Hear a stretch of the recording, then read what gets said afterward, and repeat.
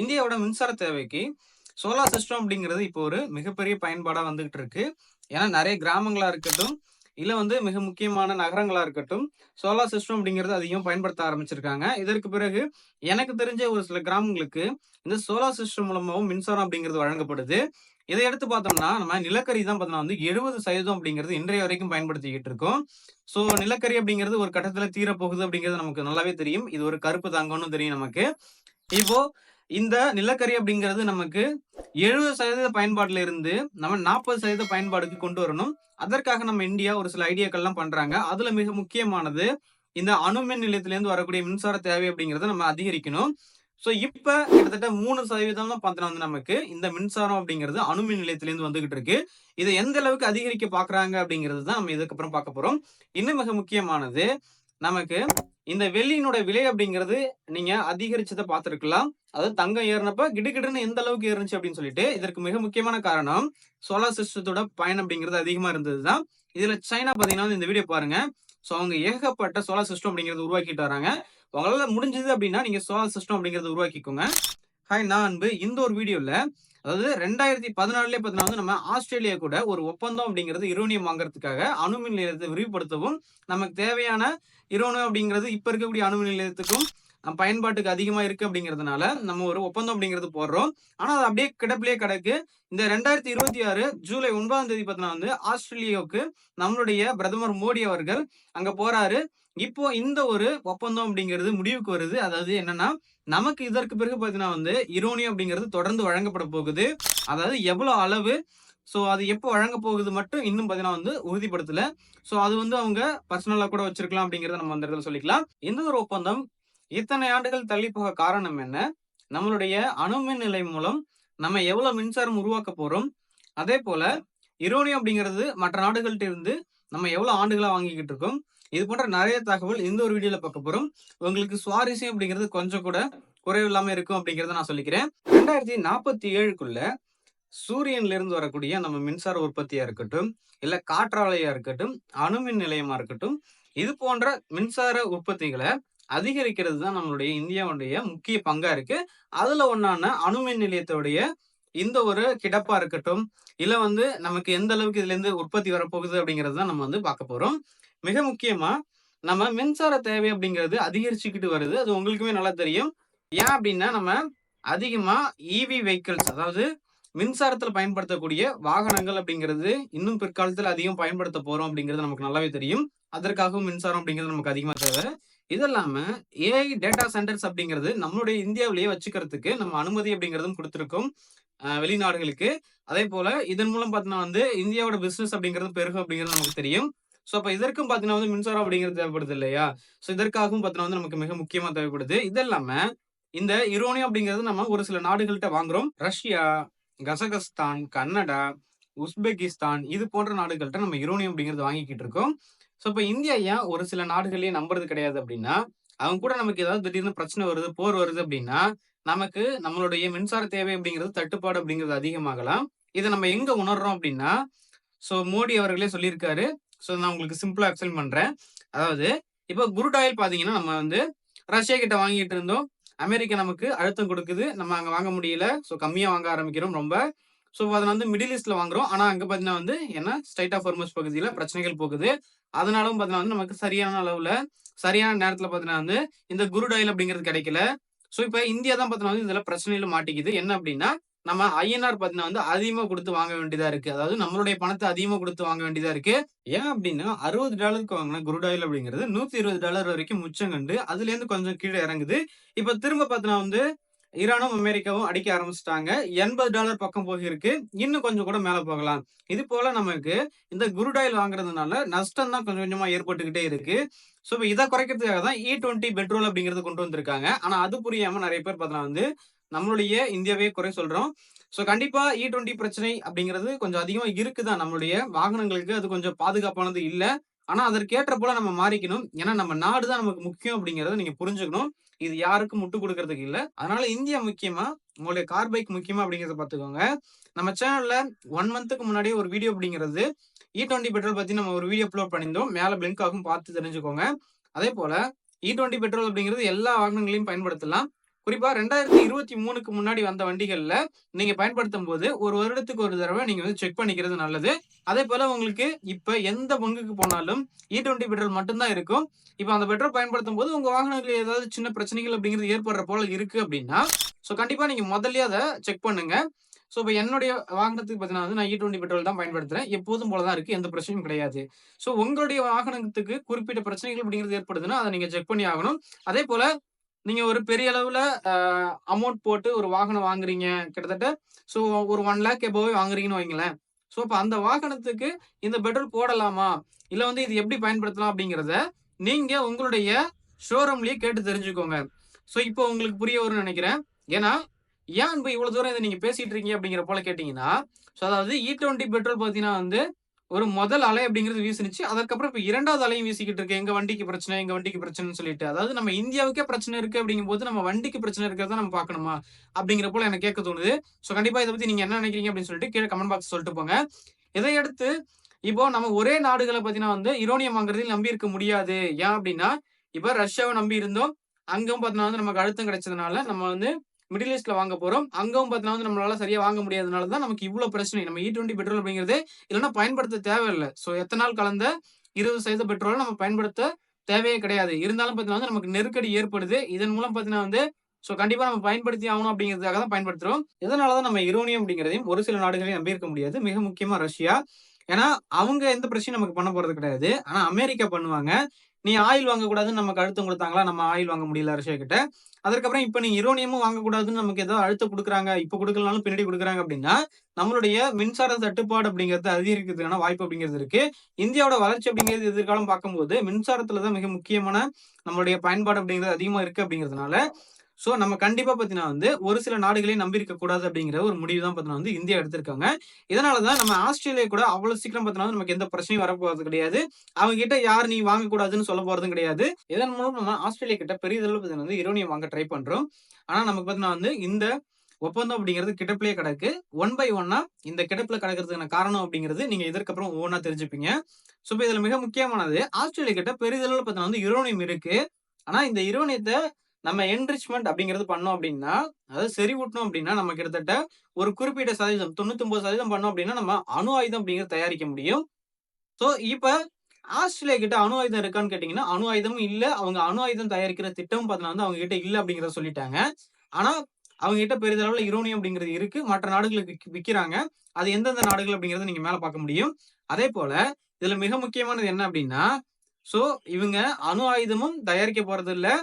அவங்க அந்த முடிவிலும் இல்ல. இதனால பார்த்தீங்கன்னா வந்து, இவங்களுக்கு ஏதாவது ஒரு போர் பிரச்சனை அப்படிங்கிறது வருது அப்படின்னா, அமெரிக்கா இவங்களுக்காக முன்ன வந்து நிக்கும் அப்படிங்கிறத, இதன் மூலம் நம்ம வந்து சொல்லிக்கிறோம். இதற்கப்புறம் இங்க ஒண்ணு உங்களுக்கு தோணலாம். ஆக்சுவலா அமெரிக்கா பிரச்சனை பண்ணல அப்படின்னா, ஆஸ்திரேலியாவுக்கு வேற யார் பிரச்சனை பண்ண போறான்னு சொல்லிட்டு. ஏன்னா நாட்டாமையான அமெரிக்கா தான் சொம்ப தூக்கிட்டு போயி, நான் நாட்டாம பண்றேன், நாட்டாம பண்றேன்னு சொல்லிட்டு, அங்க பிரச்சனைய உருவாக்கிக்கிட்டு, இல்ல அவரே பிரச்சனைகள ஏற்படுத்திக்கிட்டு இருக்காங்க. யார சொல்றேன்னு தெரியும்னு நெனைக்கிறேன். ட்ரம்ப தான். அதேபோல சோ, எந்த பிரச்சனையும் கிடையாது ஆஸ்திரேலியாவுக்கு. அவங்க மற்ற நாடுகளுக்கு யுரேனியம் அப்படிங்கிறத ஏற்றுமதி பண்றாங்க. இப்போ நமக்கு இந்த பிரச்சனைகள் அப்படிங்கிறது கிடப்பில கிடக்குது இல்லையா? அதுல முதல் காரணம் அப்படிங்கிறத நம்ம பார்க்கலாம். அது மிக முக்கியமா, முதல்ல 1967ல ஒரு திட்டம் அப்படிங்கிறது வருது. என்ன அப்படின்னா, அதாவது 1967க்கு முன்னாடி இந்த அணு ஆயுத சோதனைகள் அப்படிங்கிறது எந்தெந்த நாடுகள் பண்ணுச்சோ, அந்த நாடுகள் மட்டும் தான் அணு ஆயுதம் அப்படிங்கிறத வச்சிருக்கணும். மற்ற நாடுகள் அணு ஆயுதம் அப்படிங்கிறது வச்சிருக்க கூடாது. என்பிடி அப்படிங்கிற இந்த ஒரு அமைப்புல சேர்ந்தா, அதாவது என்பிடி அப்படிங்கிற இந்த அமைப்புல இருந்தால் மட்டும் தான் யுரேனியம் அப்படிங்கிறது மற்ற நாடுகள்ட்ட இருந்து வாங்கி அணுசக்திக்காக பயன்படுத்தலாம். அதாவது மின்சார தேவைக்காக பயன்படுத்தலாம். இல்ல அவங்களுடைய ஆய்வுக்காக பயன்படுத்தலாம். ஆனா, இப்போ இந்தியா வந்து இந்த என்பிடில சேர விரும்பல. ஏன்னா, இது ஒருதலைபட்சமா இருக்கு. அதாவது அணு ஆயுதம் அப்படிங்கிறது தயாரிக்க கூடாதாம். இவங்க மட்டும் அணு ஆயுதம் வச்சிருப்பாங்களா அப்படிங்கிற போல இந்தியா நினைக்குது. இதுல மிக முக்கியமா 1967க்கு முன்னாடி எந்தெந்த நாடுகள் அணு ஆயுத சோதனைகள் பண்ணுச்சு அப்படிங்கும்போது பார்க்கும்போது, அமெரிக்கா, ஜப்பான், தென்கொரியா, பிரான்ஸ், கனடா, இங்கிலாந்து, சீனா இது போன்ற நாடுகள்ட்ட இந்த அணு ஆயுத சோதனை அப்படிங்கிறது பண்ணியிருந்ததுனால, அவங்க கிட்ட மட்டும் அணு ஆயுதம் அப்படிங்கிறது இருக்கு. ஆனா, இங்க தான் ஒரு பெரிய கேள்விக்குறி. இந்த என்பிடில இருக்கக்கூடிய நாடுகள் அணு ஆயுதத்த பயன்படுத்தாது அப்படிங்கிறது என்ன உறுதி? அதாவது நாளைக்கு இவங்க கிட்ட அணு ஆயுதம் இருக்கு அப்படிங்கிறதுனால, மத்த நாடுகள த்ரெட் அதாவது பயன்படுத்துறதா இருக்கட்டும், இல்ல வலுக்கட்டாயம் பண்றதா இருக்கட்டும், இது போலலாம் பண்றதுக்கான வாய்ப்புகள் அப்படிங்கிறது இருக்கு அப்படிங்கிறதையும் இந்தியா உணர்றாங்க. இது இல்லாம நமக்கு ஒரு சில பிரச்சனைகள் அப்படிங்கிறது இருக்கு. அது எங்கன்னு பார்த்தோம்னா, அது இந்த போர் பிரச்சனை அப்படிங்கிறது நம்ம இந்தியாவுக்கும் சீனாவுக்கும் 1962லயே பாத்தீங்கன்னா வந்து இருக்குது. சோ இதற்கப்புறம் பாத்தீங்கன்னா வந்து 1964ல சீனாவும் பாத்தீங்கன்னா வந்து இந்த அணு சோதனை அப்படிங்கிறது பண்ணிடுறாங்க. அதாவது 1967க்கு முன்னாடி அணு சோதனை அப்படிங்கிறது பண்ண நாடுகள் அணு ஆயுதம் வச்சிருக்கலாம். அதுல சீனாவும் ஒண்ணு. இப்போ உங்களுக்கு புரியும்னு நினைக்கிறேன். இதற்கு பிறகு நமக்கு இன்னும் ஒரு பிரச்சனை. பாகிஸ்தான்லயும் பாத்தீங்கன்னா வந்து இந்த அணு ஆயுதம் அப்படிங்கிறது அவங்க இந்த சோதனையா இருக்கட்டும், இல்ல தயாரிக்கக்கூடிய முடிவுகளா இருக்கட்டும், அதை அவங்க ஏற்படுத்துறாங்க. இப்ப இதன் மூலம் நம்ம இந்தியாவுக்கு 2 நபர்கள்ட்ட இருந்து பிரச்சனைகள் அப்படிங்கிறது அதிகரிக்க ஆரம்பிக்குது. ஆனா இதற்கப்புறமும் இந்தியா என்ன சொல்றாங்க? அணு ஆயுதம் அப்படிங்கிறத முற்றிலுமா ஒழிக்கணும். அது நமக்கு தேவையே கிடையாது அப்படிங்கிறத சொல்றாங்க. ஆனா எந்த நாடுகளும் இத கேட்கிற போலயே தெரியல. இதனால நம்ம இந்தியாவும் அணு ஆயுத சோதனைகள் அப்படிங்கிறது நம்ம பண்ணணும் அப்படின்னு சொல்லிட்டு ஒரு சில திட்டங்கள் அப்படிங்கிறத ஏற்படுத்துறாங்க. இதன் மூலம் 1974ல ஒரு அணு ஆயுத சோதனை அப்படிங்கிறது பண்றோம்.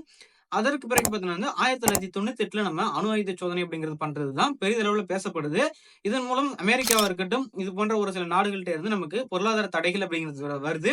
இதுல மிக முக்கியமானது இந்த யுரேனியமும் நம்ம வாங்கக்கூடிய தடைகளும் ஏற்படுது. சோ, இப்ப இந்த தடைகள் அப்படிங்கிறது நமக்கு எப்ப நீக்கப்படுது அப்படிங்கிறத பார்க்கும்போது, 2008ல நமக்கு நீக்கப்படுது. அதுவும் என்ன ஒரு திட்டத்தின் மூலமா நமக்கு நீக்கப்படுது அப்படின்னா, NSG அப்படிங்கிற இந்த ஒரு திட்டத்தின் மூலமா நமக்கு சிறப்பு விலக்கு அப்படிங்கிறது கிடைக்குது. இதன் மூலம் பார்த்தீங்கன்னா, நம்ம யுரேனியம் அப்படிங்கிறது வாங்க முடியும். அதாவது நம்மளுடைய இந்திய தாயகம் பார்த்தீங்கன்னா வந்து எப்போதுமே நம்ம சொல்லியிருக்கோம். நம்ம யார் கூடயா இருந்தாலும் சுமூகமா போகறதுக்கான தயாரா இருக்கக்கூடிய நாடு தான். ஸோ இதன் மூலம் பார்த்தீங்கன்னா வந்து நம்ம அணு ஆயுதம் வச்சிருந்தாலுமே, அத நம்ம பயன்படுத்த போறது கிடையாது. நமக்கு அது ஃபர்ஸ்ட் யூஸ் கிடையாது அப்படிங்கிறத நம்ம தெளிவா சொல்லிட்டோம். ஏன்னா, அது ஒரு பெரிதளவுல ஒரு பாதிப்பு அப்படிங்கிறத ஏற்படுத்தும். நம்ம நாட்டுக்கு மனிதம் அப்படின்னா என்னன்னு நமக்கு நல்லாவே தெரியும். சோ, அதனால நம்ம அத வந்து சொல்லியிருக்கோம். ஆனா மற்ற நாடுகள் இது போல சொல்லியிருக்கான்னு கேட்டீங்கன்னா, பெரிதளவுல கிடையாது. அமெரிக்கா இதெல்லாம் ஏத்துக்கவே மாட்டாங்க. அத பயன்படுத்த வேண்டிய நிலைமை வந்துச்சுன்னா பயன்படுத்துவாங்க. அதேபோல ரஷ்யாவும் பார்த்தீங்கன்னா வந்து ஒரு சில இடத்துல நாங்க பயன்படுத்த வாய்ப்பு இருக்கு அப்படிங்கிற போலயும் சொல்லியிருக்காங்க. ஆனா நம்ம இந்தியா மட்டும் நாங்க பயன்படுத்த போறது கிடையாது. இது எங்களுக்கு ஃபர்ஸ்ட் யூஸ் கிடையாது அப்படிங்கிறத தெளிவா சொல்லியிருக்காங்க. இப்ப இதன் மூலம் பார்த்தீங்கன்னா வந்து நம்ம யுரேனியம் யார்கிட்ட வாங்க ஆரம்பிக்கிறோம் அப்படிங்கிறத நம்ம சொல்லலாம். அதாவது நமக்கு கிட்டத்தட்ட நம்ம 1998ல நம்ம வந்து இந்த அணு ஆயுத சோதனை அப்படிங்கிறது பண்றோம். அதாவது 1974லயும் பண்றோம். அது பெரிதளவுல அந்த அளவுக்கு இல்ல. இருந்தாலும் நம்ம 1998ல பண்ணும்போது இது பெரிதளவுல பேசப்படுது. அதற்கு பிறகு நமக்கு 2008 வரைக்கும் நமக்கு இந்த பொருளாதார தடைகள் கொஞ்சம் இருக்கு. அதேபோல யுரேனியம் வாங்குறதுக்கு தடை இருக்கு.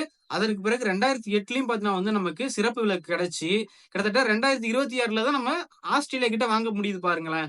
சோ, அப்ப எந்த அளவுக்கு இன்னும் பார்த்தீங்கன்னா நம்ம டீட்டெயில் பார்க்க வேண்டியது இருக்கு. இப்போ நம்ம ஆஸ்திரேலியா கிட்ட மட்டும் தான் வாங்க முடியலையான்னு கேட்டீங்கன்னா, வாங்க முடியல. மற்ற நாடுகள்ட்ட வாங்கியிருக்கோம். அது எந்தெந்த நாடுகள்னு பார்க்கலாம். அதாவது 2008ல இருந்து 2009 வரைக்கும் ரஷ்யா, அதுக்கப்புறம் பார்த்தா வந்து இந்த கசகஸ்தானா இருக்கட்டும், அதற்கப்புறம் பிரான்ஸ்கிட்ட இருந்து நம்ம யுரேனியம் அப்படிங்கிறது வாங்கல. ஆனா இந்த அணுசக்தியை இயக்கக்கூடிய ஒரு சில சப்போர்ட்டா இருக்கட்டும், இது போன்ற தேவைகள் பார்த்தீங்கன்னா வந்து நமக்கு பிரான்ஸ் கிட்ட இருந்து வந்தது. நம்ம ரஷ்யா கிட்டயும், கசகஸ்தான் கிட்டயும் யுரேனியம் அப்படிங்கிறது வாங்கியிருக்கோம். இன்று வரைக்கும் ரஷ்யா கிட்ட இருந்து நம்ம கிட்டத்தட்ட 17ல இருந்து 18 ஆண்டுகள் பார்த்தீங்கன்னா வந்து நம்ம யுரேனியம் அப்படிங்கிறது வாங்கிக்கிட்டு இருக்கோம். இதற்கு பிறகு கசகஸ்தான் பார்த்தீங்கன்னா வந்து 17 ஆண்டுகளா வாங்கிக்கிட்டு இருக்கோம். இதற்கு பிறகு இன்னொரு நாடு பார்த்தீங்கன்னா வந்து மிக முக்கியமானது நமக்கு கனடாவும். சோ 2015ல இருந்து நம்ம வாங்க ஆரம்பிச்சிருக்கோம். அடுத்து 2019ல நம்ம உஸ்பெகிஸ்தான் கூடயும் பார்த்தீங்கன்னா வந்து ஒரு டீல் அப்படிங்கிறது போடுறோம். இதன் மூலம் பார்த்தீங்கன்னா வந்து அவங்க கூடயும் பார்த்தீங்கன்னா வந்து நம்ம யுரேனியம் அப்படிங்கிறது வாங்க ஆரம்பிச்சிருக்கோம். கிட்டத்தட்ட 7 ஆண்டுகளாக. இன்றைய வரைக்கும் இந்த உறவுகள்லாம் தொடர்ந்துகிட்டு இருக்கு. இதற்கு பிறகு ஆனா இந்த ஒரு சில ஒப்பந்தங்கள் கனடாவா இருக்கட்டும், இல்ல அதை எடுத்து உஸ்பெகிஸ்தானா இருக்கட்டும், இந்த நாடுகள்ட்ட வாங்குறதுக்கு முன்னாடியே நம்ம ஆஸ்திரேலியா கிட்ட ஒப்பந்தம் போடுறோம். அது பல அரசியல் சட்டங்களா இருக்கட்டும், இல்ல வந்து பல விதிமுறைகளா இருக்கட்டும், இதெல்லாம் நம்ம பின்பற்றதுக்கே பார்த்தீங்கன்னா வந்து, இவ்வளோ காலங்கள் நமக்கு எடுத்து இந்த 2026ல தான் ஒரு முடிவுக்கு நமக்கு இந்த ஒரு யுரேனியம் சேவை நமக்கு கிடைக்கிறதுக்காக ஆஸ்திரேலியால இருந்து இந்த ஒப்பந்தம் அப்படிங்கிறது முடிவுக்கு வந்திருக்கு. இங்க மிக முக்கியமா ஆஸ்திரேலியா கூட நம்ம வாங்க ஏன் பெரிய முயற்சிகள் ஏற்படுத்துறோம் அப்படிங்கிறத இதற்கு முன்னாடியே சொல்லியிருந்தேன். திடீர்னு நமக்கு யாரு கூடயாவது பிரச்சனை வருது அப்படின்னா, சோ நம்ம மற்ற நாடுகள்ட்டயும் டை அப் வச்சிருக்கும்போது நமக்கு இந்த மின்சார தட்டுப்பாடு அப்படிங்கிறது ஏற்படாம நம்மளுடைய வளர்ச்சி அப்படிங்கிறது இந்தியாவுல அதிகமா இருக்கிறதுக்கான வாய்ப்புகள் அப்படிங்கிறது இருக்கு. ஏன் அப்படின்னு சொல்லியிருக்கேன். மின்சார தேவை தான் பார்த்தீங்கன்னா நமக்கு எதிர்காலத்துல பெரிதளவுல இருக்க போகுது. சோ இப்ப நம்ம மிக முக்கியமா ஆஸ்திரேலியா கிட்ட தொடர்ந்து பார்த்தீங்கன்னா வந்து ஒரு குறிப்பிட்ட ஆண்டுகளுக்கு இந்த ஒப்பந்தம் அப்படிங்கிறது போட்டிருக்கிறதுனால, சோ இந்த ஒப்பந்தத்தின் மூலம் பார்த்தீங்கன்னா வந்து நம்ம வாங்கக்கூடிய யுரேனியம் அப்படிங்கிறது ஒரு குறிப்பிட்ட அளவுக்கு நமக்கு ஒரு நல்ல விலையிலேயே கிடைக்கிறதுக்கான வாய்ப்பு இருக்கு. இதன் மூலம் நமக்கு தொடர்ந்து யுரேனியம் அப்படிங்கிறது கிடைக்கிறதுனால, நம்மளுடைய அணு மின் நிலையத்தை நம்ம விரிவுபடுத்தவும், ஏற்கனவே இருக்கக்கூடிய அணு மின் நிலையத்துக்கு நமக்கு நல்ல யுரேனியம் அப்படிங்கிறது தொடர்ந்து கிடைச்சுக்கிட்டே இருக்க போகுது. மின்சார உற்பத்தி அப்படிங்கிறது இதன் மூலம் அதிகரிக்க போகுது. இதையடுத்து நம்ம இந்தியாவுக்கு இந்த அணு மின் நிலையம் மூலமா வரக்கூடிய மின்சாரம் அப்படிங்கிறது எந்த அளவுக்கு தேவைப்படுது அப்படிங்கிறத மிக முக்கியமா இப்ப பார்த்தரலாம். இதுல ஃபர்ஸ்ட் பாயிண்ட் அப்படிங்கிறது நம்மளுடைய மக்கள் தொகை பெருக்கம் அப்படிங்கிறது கிட்டத்தட்ட 1.4 பில்லியன் அப்படிங்கிறது கணக்கெடுக்கும் போது இப்ப இருக்கு. கரெக்டா பார்க்கணும் அப்படின்னா கிட்டத்தட்ட 140 கோடிக்கு மேல கிட்டத்தட்ட 147 கோடி வரைக்கும் நம்மளுடைய மக்கள் தொகை அப்படிங்கிறது இந்தியாவுல இருக்கு அப்படிங்கிறது சொல்லப்படுது. இதுல மிக முக்கியமா பொருளாதாரம் அப்படிங்கிறதும் பார்த்தீங்கன்னா வந்து நம்மளுடைய மக்கள் மூலமா வளர்ந்துகிட்டே வருது. இதற்காக மின்சார தேவை அப்படிங்கிறதும் அதிகரிச்சுக்கிட்டே வருது அப்படிங்கிற போல சொல்லப்படுது. இதனால இந்தியா 2047க்குள்ள 100 கிகாவாட், அதாவது நம்மளுடைய மொத்த தேவையில மின்சாரத்துல அணுமின் நிலையத்திலிருந்து 9% அப்படிங்கிறது தயாரிக்கணும் அப்படிங்கிற முடிவு அப்படிங்கறத எடுத்திருக்காங்க. இதற்காக தான் நமக்கு ஆஸ்திரேலியா கூட இந்த ஒரு யுரேனியம் ஒப்பந்தம் அப்படிங்கிறது முடிவுக்கு வந்தது ஒரு நல்லது அப்படிங்கிற போல சொல்லப்படுது. ஏன்னா தொடர்ந்து நமக்கு யுரேனியம் அப்படிங்கிறது கிடைக்க போகுது. ஆல்ரெடி இருக்கக்கூடிய அணுமின் நிலையத்துக்கும் பார்த்தீங்கன்னா வந்து எந்த பிரச்சனையும் இல்லாம தொடர்ந்து யுரேனியம் அப்படிங்கிறது நமக்கு வந்துகிட்டே இருக்க போகுது. இதையடுத்து இன்னும் மிக முக்கியமா இப்போ 100 கிகாவாட் அப்படிங்கிறது நமக்கு கிடைச்சது அப்படின்னா அணுமின் நிலையம் மூலமா 2047க்குள்ள 6 கோடி மக்களுடைய வீடுகளுக்கு இந்த ஒரு மின்சாரத்தை பயன்படுத்த முடியும் அப்படிங்கிறதையும் சொல்லப்படுது. இதற்கு பிறகு மிக முக்கியமானது, கடந்த ஒரு 10 ஆண்டுகள்ல நம்ம என்னதான் அணுமின் நிலையத்தை இரட்டிப்பு ஆக்குனாலுமே பாத்தீங்கன்னா வந்து கிட்டத்தட்ட 3% அப்படிங்கிறது தான் பாத்தீங்கன்னா வந்து நம்மளுடைய மொத்த மின்சார உற்பத்தியில கொண்டு வர முடிஞ்சிருக்கு. அது எவ்வளவுன்னு பார்த்தோம்னா 8.78 கிகாவாட் அப்படிங்கிறது. இதற்கு நம்ம இந்தியா எந்தெந்த துறைகள்ல எந்த அளவுக்கு மின்சார உற்பத்தி அப்படிங்கிறது பண்ணிக்கிட்டு இருக்காங்க இப்போ 2026 வரைக்கும், இதற்கு பிறகு 2047ல என்ன எதிர்பார்க்கறாங்க அப்படிங்கறத நம்ம பார்க்கணும். இதன் மூலம் உங்களுக்கு ஒரு விளக்கம் கிடைக்கும். இதுல மிக முக்கியமானது நம்ம நிலக்கரி தான் 70ல இருந்து 75% பயன்படுத்திக்கிட்டு இருக்கோம். இதை எந்த அளவுக்கு குறைக்கணும் அப்படிங்கறத பாக்குறாங்க அப்படின்னா 25ல இருந்து 30% குறைக்க எதிர்பார்க்கறாங்க 2047க்குள்ள. அதே போல இன்னும் மிக முக்கியமானது சூரிய ஆற்றல் பத்தின வந்து நம்ம இப்ப 8ல இருந்து 10% அப்படிங்கிறது மின்சாரம் உருவாக்கிக்கிட்டு இருக்கோம். 2047ல கிட்டத்தட்ட இங்கதான் ஒரு பிக் ப்ளோவே இருக்கு. அதாவது 35ல இருந்து 40% பார்த்தோம்னா வந்து நம்ம சூரிய ஆற்றல நம்ம 2047க்குள்ள மின்சாரம் உருவாக்கணும் அப்படிங்கறத எதிர்பார்க்கறாங்க. அப்போ சூரிய ஆற்றல்ல 8ல இருந்து 10% இருந்து எப்படி 35% இருந்து 40% நம்ம இந்தியா கொண்டு வர போகுதுன்னு சொல்லிட்டு உங்களுக்கு ஒரு விளக்கம் கொடுக்க நான் தயாரா இருக்கேன். அதற்கான வீடியோ ரெடி பண்ணவும் தயாரா இருக்கேன். அந்த வீடியோ வேணும் அப்படின்னா சூரிய ஆற்றல்னு சொல்லிட்டு கீழே கமெண்ட் பாக்ஸ்ல கமெண்ட் பண்ணிட்டு போங்க. இதை எடுத்து நம்ம காற்றாலையில இருந்து பார்த்தோம்னா வந்து 5ல இருந்து 6% இப்போ நம்ம உருவாக்கிக்கிட்டு இருக்கோம் மின்சாரம் அப்படிங்கிறது. ஆனா இதை 15ல இருந்து 20% 2047க்குள்ள உருவாக்க முயற்சிக்கிறோம். இதுல மிக முக்கியமானது, நீங்க காற்றாலை பற்றியும் சரி இல்ல சூரிய ஆற்றலை பத்தியும் சரி இரண்டையும் பத்தின வந்து நீங்க தெரிஞ்சுக்கணும் அப்படின்னா கண்டிப்பா சன் ஃபேன்னு சொல்லிட்டு கமெண்ட் பண்ணிட்டு போங்க. இதற்கு பிறகு நீர் மின் அப்படிங்கிற இந்த ஒரு மின்சார உற்பத்தியும் பாத்தீங்கன்னா வந்து நம்ம இப்போ எவ்வளவு பண்ணிட்டு இருக்கோம் அப்படின்னா 8ல இருந்து 9%. ஆனா 2047லயும் எதிர்பார்க்கறது என்னன்னா 8ல இருந்து 10% கிடைச்சா போதும் அப்படிங்கிற போலதான் எதிர்பார்க்கறாங்க. இதற்கு பிறகு அணுமின், அதான் இங்கதான் மிக முக்கியமான நம்ம கண்டென்ட். இப்ப நம்ம 2026 வரைக்கும் 3% தான் உருவாக்கிக்கிட்டு இருக்கோம். இதற்கப்புறம் நமக்கு ஆஸ்திரேலியா கிட்ட இருந்து நல்ல ஒரு யுரேனியம் அப்படிங்கிறது நம்மளுடைய ஒப்பந்தம் மூலியமா கிடைக்க போகுது. இங்க இருந்து இன்னொரு 6% நம்ம வந்து 2047க்குள்ள இருந்து அதிகப்படுத்தணும் அப்படிங்கிற போல சொல்லப்படுது. இதனால மொத்தம் 9% அப்படிங்கிறது நம்மளால உருவாக்க முடியும். இதற்கு பிறகு கேஸ் மற்றும் பிற பொருட்கள்ல இருந்து நம்ம கிட்டத்தட்ட 2ல இருந்து 4% பார்த்தோம்னா வந்து மின்சாரம் அப்படிங்கறது உற்பத்தி பண்றோம். பெரிதளவுல பார்த்தோம்னா வந்து 2047ல எதிர்பார்க்கல, அதே சேம் தான். 2ல இருந்து 5% பார்த்தா வந்து 1% எக்ஸ்ட்ரா எதிர்பார்க்கறாங்க. பெரிதளவுல பார்க்கும்போது 1%னாலும் நமக்கு பெருசுதான். முன்னேற்றங்கள் அப்படிங்கிறது எங்க இருக்கணும் அப்படின்னா நிலக்கரியை கண்டிப்பா குறைச்சே ஆகணும். அங்க இருந்து பார்த்தோம்னா வந்து சூரிய ஆற்றலா இருக்கட்டும், காற்றாலையா இருக்கட்டும், இது போன்ற விஷயங்கள்ல நம்ம மாத்தி ஆகணும். இது இரண்டுமே பாத்தீங்கன்னா வந்து ஏன், அதாவது சூரிய ஆற்றலா இருக்கட்டும், காற்றாலையா இருக்கட்டும் மாற்ற ட்ரை பண்றாங்க அப்படிங்கும்போது நம்ம இந்தியா 2070க்குள்ள காற்றை மாசுபடுத்தக்கூடிய எந்த ஒரு வேலைகளையும் பெரிதளவுல பண்ணக்கூடாது. அதுல மிக முக்கியமா இந்த நிலக்கரி எரிக்கிறதுல இருந்து காற்று மாசுபடுது அப்படிங்கிற போலையும் சொல்லப்படுது. அதை நம்ம பண்ணக்கூடாது அப்படிங்கறது முடிவு எடுத்திருக்கோம். ஏன்னா போக போக நம்ம பூமியும் பாத்தீங்கன்னா வந்து எந்த அளவுக்கு தாங்கும், நம்ம உடம்பு ஒரு குறிப்பிட்ட அளவுக்கு தாங்கும், நம்ம பூமியும் பார்த்தோம்னா ஒரு குறிப்பிட்ட அளவுக்கு தாங்கும். எதிர்கால சந்ததிகளுக்கு நம்ம உலகத்தை எப்படி பயன்படுத்திட்டு நம்ம கொடுக்க போறோமோ அதுதான் அவங்களுக்கு கிடைக்க போகுது. ஏன்னா இப்பவே நம்ம கிராமங்கள்ல பார்க்கும்போதே 36 டிகிரில இருந்து கிட்டத்தட்ட 38 டிகிரி வரைக்கும் வெயில் அடிக்குது. முக்கியமான நகரங்கள்ல பார்க்கும்போது பெரிதளவுல வெயில் அடிக்குது. திரும்ப பார்த்தீங்கன்னா வந்து மழை பொழிவு அப்படிங்கிறது சரியா இருக்க மாட்டேங்குது. இன்னும் ஒரு 1000 ஆண்டுகள் கழிச்சு நம்ம பார்க்கும்போது இன்னும் பல ஆண்டுகள் இந்த பூமி அப்படிங்கிறது இருக்க போகுது. அதனால இந்த உலகம் இப்பவே பார்த்தீங்கன்னா வந்து ஒரு சில முன்னேற்பாடுகளை பண்ணுது. அதுல இப்ப அமெரிக்காவெல்லாம் பார்த்தோம்னா யார்கிட்ட இருக்கிறத நம்ம புடுங்கிக்கலாம், நம்ம கிட்ட இருக்கிறத பத்திரமா வச்சுக்கலாம் அப்படிங்கறத பாக்குறாங்க. இப்படிலாம் இருக்கும்போது இந்தியா தன்னைத்தானே பாதுகாத்துக்க நினைக்குது. அதே போல நம்ம பக்கத்துல இருக்கவங்களுக்கும் எந்த தீங்கும் நம்ம விளைவிக்க கூடாது அப்படிங்கிறதையும் நினைக்கிறாங்க. இன்னும் மிக முக்கியமானது, இது போன்ற மிக முக்கியமானது யுரேனியமா இருக்கட்டும், இல்ல வந்து குரூட் ஆயிலா இருக்கட்டும், இது போன்ற வெளிநாடுகள்ல இருந்து நம்ம என்னென்ன வாங்குறோமோ, அந்த தேவைகள்லாம் ஒரு சில நாடுகள்லயே இருக்கக்கூடாது. ஸ்ப்ளிட் பண்ணி வச்சிருக்கணும். பங்கிட்டு வச்சிருக்கு இந்தியா. ஸோ இதன் மூலம் எந்த ஒரு வளர்ச்சியிலும் பார்த்தீங்கன்னா வந்து, மற்ற நாடுகள் இந்தியாவ எந்த ஒரு முடக்கத்துக்கும் உள்ளாக்கக் கூடாது. இப்ப பார்த்தீங்கன்னா வந்து நமக்கு இந்த குரூட் ஆயில் பிரச்சனை இருக்கு இல்லையா? இதெல்லாமே பார்த்தீங்கன்னா வந்து நம்ம வளர்ச்சிக்கு ஒரு தடை தான். ஸோ இதன் மூலம் பார்த்தீங்கன்னா வந்து நமக்கு பெட்ரோல் விலை ஏறுது, மக்களுக்கு தேவையில்லாம விலைவாசி அப்படிங்கிறது ஏறுது. இதெல்லாமே பார்த்தீங்கன்னா வந்து நம்ம வளர்ச்சிய தடுக்க ஆரம்பிக்குது. ஸோ இது போன்ற எந்த ஒரு விஷயங்களும் நமக்கு நடக்கக்கூடாது அப்படிங்கிறதுனால, இந்த மின்சார தேவை கரெக்ட்டா இருக்கணும் அப்படிங்கிறதுக்காக தான், இது போன்ற முடிவுகள் பார்த்தீங்கன்னா வந்து எடுத்திருக்காங்க. இந்த ஒரு மின்சார தேவைகள இந்தியா கரெக்ட்டா கொண்டு போவாங்க அப்படிங்கிற எனக்கு ஒரு மிகப்பெரிய நம்பிக்கை இருக்கு. உங்களுக்கு என்ன தோணுது அப்படிங்கிறத 2047க்குள்ள இந்த அளவுக்கு மின்சார உற்பத்தி அப்படிங்கிறது எல்லா துறைகள்லயும் வருமா அப்படிங்கிறத நீங்க கமெண்ட் பாக்ஸ்ல எஸ் ஆர் நோ சொல்லிட்டு போங்க. ஸோ இந்த வீடியோ உங்களுக்கு தேவையான பயனுள்ள தகவல் கிடைச்சிருக்கும் அப்படிங்கிறத நான் நம்புறேன். ஸோ இதோட இன்னொரு வீடியோல உங்கள சந்திக்கிறேன்.